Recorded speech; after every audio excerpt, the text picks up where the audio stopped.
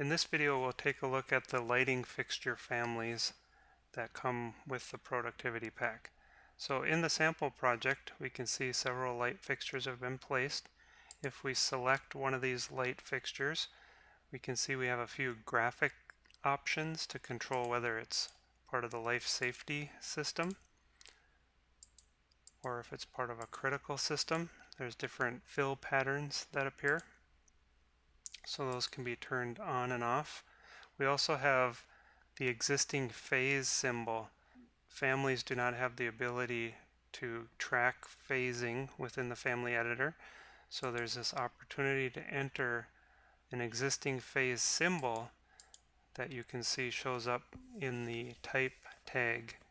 So this particular family does not have anything entered for the existing phase. So if I were to enter that here, you can see it automatically shows up as part of the type, the identity type tag. And by the way, you'll notice that if we go to type properties, we don't use the type mark parameter. This parameter type mark is not available in the family editor. We have pre-populated all the lighting content with a type mark so that you can use that as a standard if you choose in your firm. And in order to do that, we have to make our own type mark. So it's called identity type mark, and you'll occasionally also see the instance parameter equivalent identity mark. All of the light fixture content has information pre-populated, such as ballast type, lamp information, and power load. So if you want to have different manufacturers, for example, some of them have 3 manufacturer equivalents listed, you can go through the content and adjust that if needed. If we take a look at what we're seeing here in 3D for a minute, I'll select all those light fixtures and then on the Modify tab, use the Revit command selection box.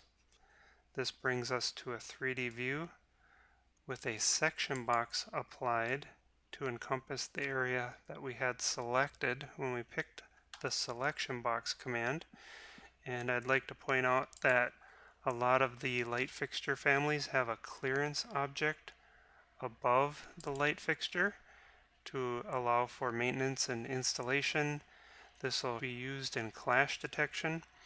If you want to turn that off in a view, you go into the visibility and graphics overrides, and then all of the clearance objects for mechanical and electrical have been consolidated to this generic models category and a subcategory called clearance. So that one checkbox you can see turned off the clearance for the VAV box and for the light fixtures. It still exists in the project, it will show up in other views, and it will also work in clash detection. You can see this particular view happens to be set to fine level of detail, which makes the light switches and the receptacles look more realistic, which the architects like for 3D visualization and virtual reality. Going back to the plan for just a minute, we'll notice back to the tagging of light fixtures. One light fixture will often have 2 or more tags associated with it. This particular tag is called E-tag-lighting fixture standard. So there are a number of options to show the circuit and the switch ID. If we look at this particular room that has a switch ID system set up, the circuit tag itself will automatically show the switch identification system if one exists. So you can see in this adjacent room it's the same light fixture, but because the switching system hasn't been defined, it just doesn't show up. But as soon as it were added to this room, it would add the switch system. We also have several families for occupancy sensors and power packs, and all of that can be placed and tagged and quantified within the productivity pack. If I select a light fixture family, you can see there are a number of switches available. So I'll just do a quick search here for switch. Some of these are wall based, some are ceiling hosted.